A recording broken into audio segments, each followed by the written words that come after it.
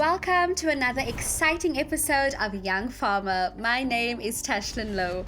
Today, we're joined by an inspiring young farmer, Lesego Mohube, from Johannesburg South. At just 24 years old, Lesego is already making a name for herself in the agricultural industry as a vegetable farmer, specializing in pepper production, tomatoes, carrots, onions, and cabbage. She supplies fresh produce to the Johannesburg market under the RSA Group. Her journey into agriculture began in 2022 when she enrolled at the Potchefstroom College of Agriculture, where she found inspiration in her lecturer, Mrs. Mogotsi. Through her work, Integrated Learning, WIL, she gained invaluable experience training with farmers in the Eastern Cape and Johannesburg. This led her and her business partner, Bokang Monareng, to start their own farming venture, learning through hands-on experience and growing into successful emerging farmers.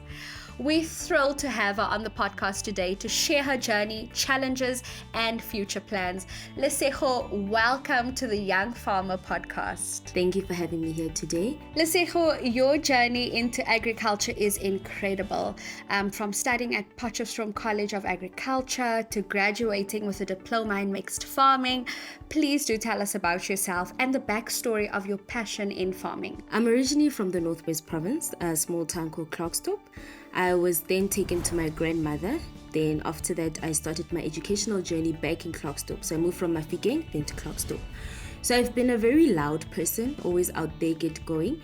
But I never thought that I'd ever fall in love with agriculture. Initially, I wanted to become a nurse through my cousin. I have two cousins who are nurses, and I just wanted to be like them, the way they carried themselves in the nursing uniform. But then I had to unfortunately take 2 gap years because I couldn't get into tertiary. Then I saw a friend by the name of Bazika had posted Potchefstroom College of Agriculture that they're registering actually the following day. That time I'm not even a late applicant, I'm not even applicant at all. So we had to go, and then when I got there, through the assistance of a lady named Bonolo, she made sure that the process of me registering was quite smooth, because I remember I was like, hi, and she's like, hi, and she's like, give me your documents, I'll fix them, and she made sure that she fixed them in that moment. And if it wasn't for her, I don't think I'd even be having an agricultural journey. And then through that, I started attending AFGRI through Meso Simatla, and then through that, I now started doing short courses in AFGRI. From short courses in AFGRI, then she introduced me to AFASA. I started attending AFASA Northwest. That's where I met Mr. Apani and I met Mr. Naptali. And then after meeting those 2 gentlemen, that's now where I saw that, okay, agriculture can make you big and agriculture can actually move you, and that's when now interest started taking place. And then I also, through the college. So at Potchefstroom College of Agriculture, weekends you have to do hours. So that's when now you start looking at your enterprise, you start looking at where I'm interested in, and then that's where now I started to see, okay, piggery is something I don't like, layers is something I like, and now that's where the joy and understanding of agriculture actually started. Very, very interesting, Lesego. So through your journey of agriculture, how has your family been a support system? Immediately after I registered, I called my cousin Kilebukhile, and she's like, we're gonna finally have cows, we're securing the land, we're gonna be those people with burabus, but they made sure that they knew when I was writing. They made sure assignments were done. Even when I did not attend hours, they were like, why didn't you go? They knew the schedule of the college, they understood the schedule of the college, and they also even pushed me further to even, there were times when we used to drive to Mpumalanga just to attend agricultural meetings. We would drive all the way to Makhalis to do agricultural meetings, So it was not just at home we sitting, but they made sure we move. We Googled where there's going to be an interaction with farmers to let my name out there. So that was an amazing. It really does take a village. So what kind of farming are you into? I'm into crop farming, specifically vegetable farming. Oh, nice. And what are the vegetables that you do farm? We're farming under tomato, cucumber, carrots, onions. We also do cabbage, and then we also do green peppers. So Lesego, you farm quite a few vegetables. You specialize in peppers, tomatoes, carrots, onions, and cabbage. What drew you to these specific crops, and are there any favorite ones that you enjoy farming? So in the farm, we have our green peppers and our tomatoes. Those are our cash crops. Those crops allow for cash to flow in the farm. We use it to buy packaging, we use it to buy input, and then also the harvesting. Harvesting are done 4 times, others are done 6 times, just so that there's cash going on into the farm. And then you have our cabbage, that is our summer produce with a high value crop. And then we also have our onion and our carrots, that's for our autumn production. And it's very important to make sure that the farm runs the whole year through, not just because we are focusing on summer and winter, but it's also running through other seasons so that the farm can actually produce and the farm can actually be able to make money. So your farm supplies produce to the Johannesburg market under the RSA Group. What was it like getting your produce to a large market like that for the first time? Were there any challenges or surprises along the way? So what Bokang and I actually did is that we first harvested the extra large boxes. Then after harvesting the extra large boxes, we wanted to see what RSA wanted. We took the extra large boxes to RSA and then they told us they are happy. So we first wanted to see what is it that they want from us. And after seeing that they are happy and those were all sold out, that's when now we did the mixed boxes. But fortunately for us, we had no problems with RSA. Everything went smoothly. All our boxes have actually been sold out through RSA. So from taking that leap of faith and going to RSA, you did mention Bokang. So tell us, who is Bokang and where did that relationship form in terms of the farming business? So Bokang is a fellow peer that I met at Well Integrated Learning at the farm that we are currently farming at. We were actually paired together by Mr. Patrick when he was like, you two are students, you two are young, so work together. So we actually just put together, but he's also my business partner and he's also a good friend, and we are actually going through the journey of agriculture together. So it just shows there truly is power in collaboration and just working together. I just want to touch a little bit on the learnership. So you did take part in a learnership. How did that contribute to your journey and where you are today? Okay, so Potchefstroom College of Agriculture is a 3-year course. Then on your 3rd year, so the first 2 years is basically your practical and your theory, but then your 3rd year is your well integrated learning. So you need to find a farm where you're going to stay for 11 months and you're going to learn more about the enterprise in which you've chosen. So I started January. I actually started in the Eastern Cape, Upper Qulu in Kinsmahawk, under a man named Judah Agritech. He's a cabbage farmer. And when I entered the farm, I was like, I just want to be like this man, you know, the way he ran his business from the bottom to the way it is currently to the top. And it just brought in passion more in agriculture and a drive in agriculture. Unfortunately, I had to move from that farm and come closer, which was the farm that I was given through MJ, one of my friends. And when I entered the farm managers, owners, and directors were like, you know what, here's a tunnel, here's a piece of land, do with it what you can do. They were like, they're not here to babysit, they're not here to teach. They want to see my capabilities. Because I remember Mr. Johannes said, you need to understand, Lesego, there's a difference between passion and hard work.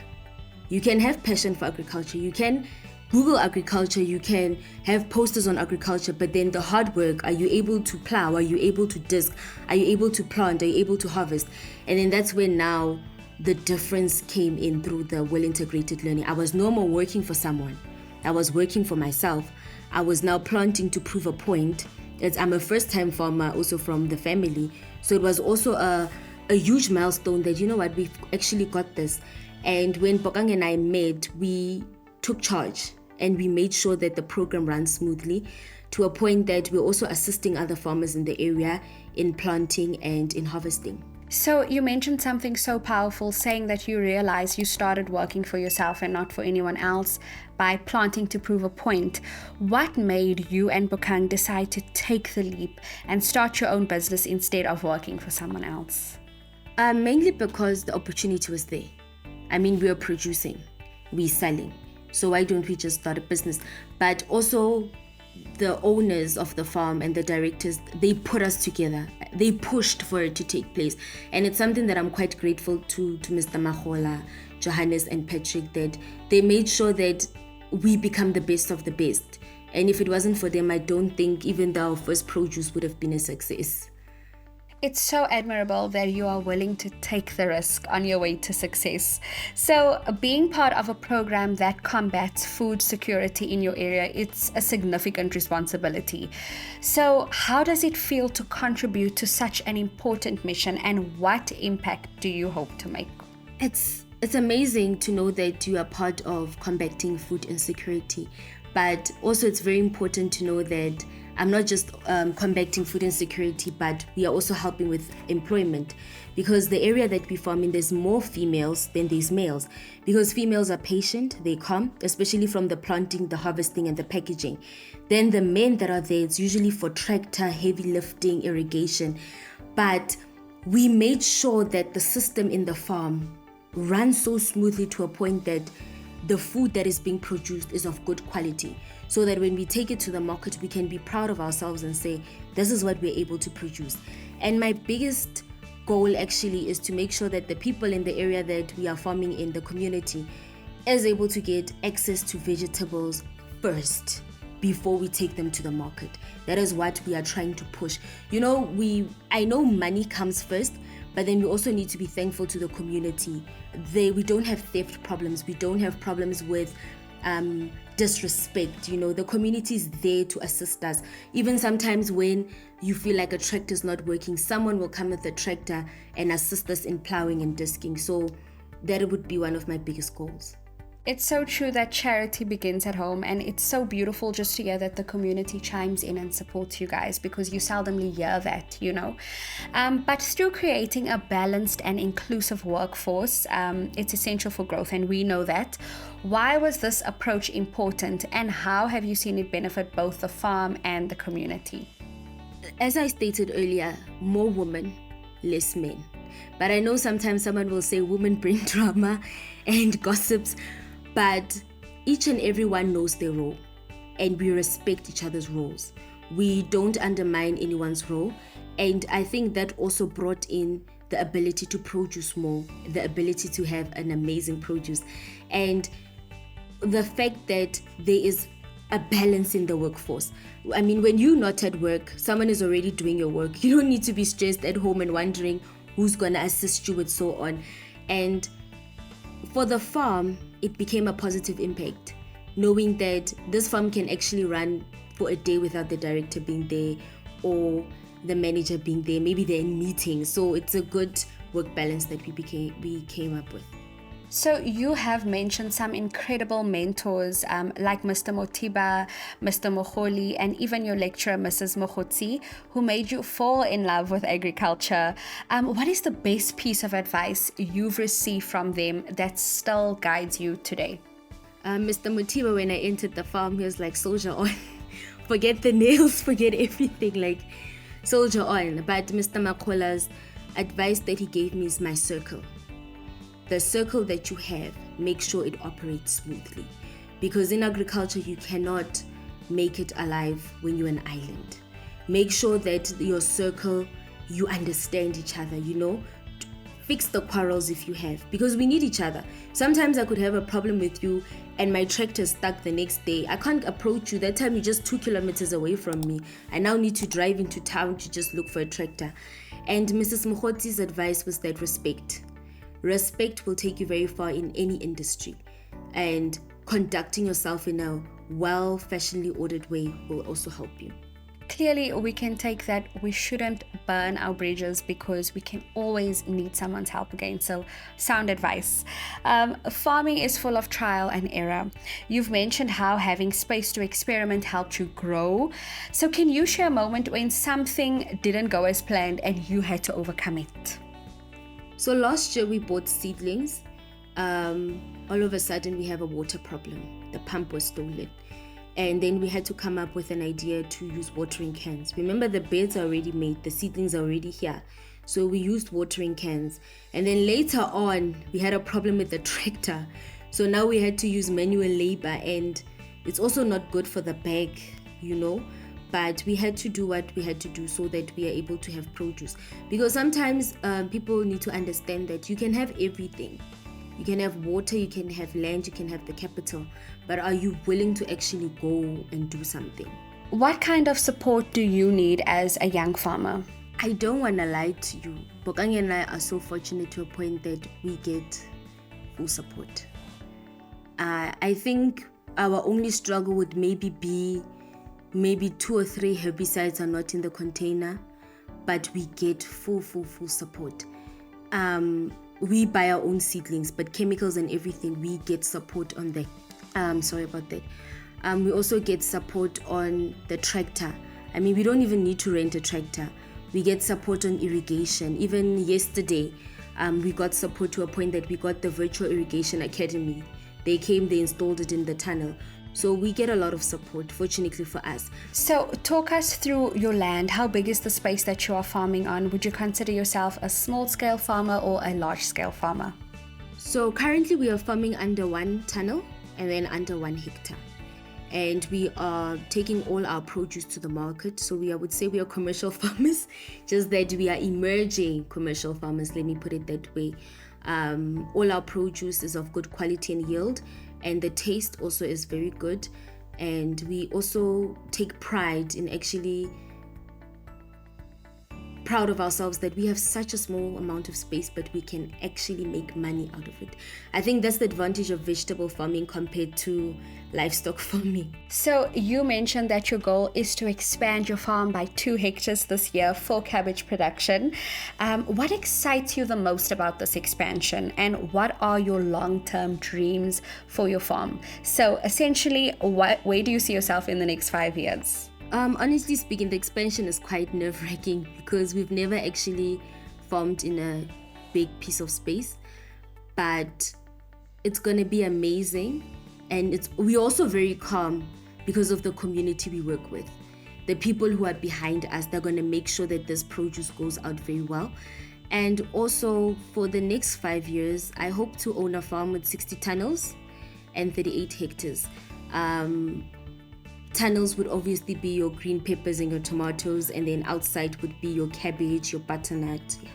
They do say a dream is not a dream unless it scares you, and because these dreams are so big, you can turn these dreams into a reality. So I support you all the way, girl. So looking back on your journey from studying to becoming a business owner, what advice would you give to young people who might be interested in farming but just don't know where to start? The advice that I would give is chew your meat and throw out your bones. Rather take in the good information. Anything that is negative, throw it out. Go to people, get information, try to, educate yourself, especially before you start something. Educate yourself. Speak to someone who's actually done it before, and then they'll tell you that, for me it didn't work because I did 1, 2, 3 wrong. For you it will work because now I'm telling you, don't go through that route. But I would say to young emerging farmers, put yourselves out there. If you know, apparently in your community, one of the top farmers is coming, please go. Even if you have your last 20 rand, please go. Introduce yourself to that person. Take that person's number. And once you do that, it's going to change a lot of things for you. Because I remember at Afasa, Me Ipileng, one of the cattle farmers, was like, she held my hand and she's like, you know what, I like you. You're able to introduce yourself. She introduced me to Ntate Naptali. She introduced me to Mr. Apani, who was the head of FASA at that time. I think he still is, if I'm not mistaken. But introduce yourself. Take yourself out there. Because if you're going to just sit at home, you are planting, yes, how are we going to identify you? I mean, it's the same as this platform. You identified us through social media. So it's also very important to showcase your product. So we know the world of farming is consistently evolving with new technologies and techniques. Are there any innovations or farming methods that you've recently adopted or are excited to use in the future?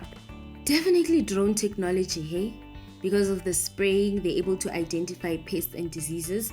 But I also love the fact that they can shoot pods into the ground, and those pods can actually assist with seedlings. And not only that, but we also started now with the virtual irrigation academy, where now they can test the soil moisture for us. Instead of us over irrigating, we can now actually know if our soil is happy or our soil is actually not going through good conditions when it comes to water. So how do you stay informed about the latest trends and best practices in farming? Afgri, attending short courses in Africa is very important. Secondly, magazines, podcasts, attending province and community workshops. That is very important, especially community workshops, because sometimes we do not know for certainty crops. Some crops cannot grow in certain areas, and you want to go and put potato in that area. It's very important to attend workshops, and also communication. Communicate, reach out to farmers. Farmers are actually friendly people. They don't care whether you've been farming for 10 or 20 years. They are just there to assist. So we know laughter is the best medicine. So please, can you share a funny moment of anything that happened on the farm? So for me, because I came from a college and then now I'm at a farm, I used to fall a lot at the farm. I used to slide, and the first day, imagine the first day, hi, this is Lesego, she'll be working here, boom. I used to fall. And I think also it's because I was nervous, but I used to fall. And I remember Brajo was like, Joe, go home. I was like, no. I used to fall a lot. But then I got the hang of it. And I think from there, there was a month where I didn't fall. My head was so high. I was like, this month I'm not falling, But yeah, those was one of our funniest moments. So how can our audience support you and connect with you? Please do drop your social media handles and different ways in which they can contact you. So LinkedIn, I'm Lesego Mohube. And then Instagram, I'm _Lesego. And then Facebook, I don't have. And then Twitter, it's Lesego Mohube. Lesego, thank you so much for the time you took to come and join us on the podcast today. I know you shared some great insights that our audience is just going to take and run with. So thank you so much, and wishing you all the best in your journey. Thank you very much. And to our audience on Young Farmer, thank you for joining us for another exciting episode. Don't forget to like, share, subscribe, and follow us on all social media platforms on Young Farmer. Tell your friends and family about us. I'm Tashlin Lowe, and until the next episode, bye.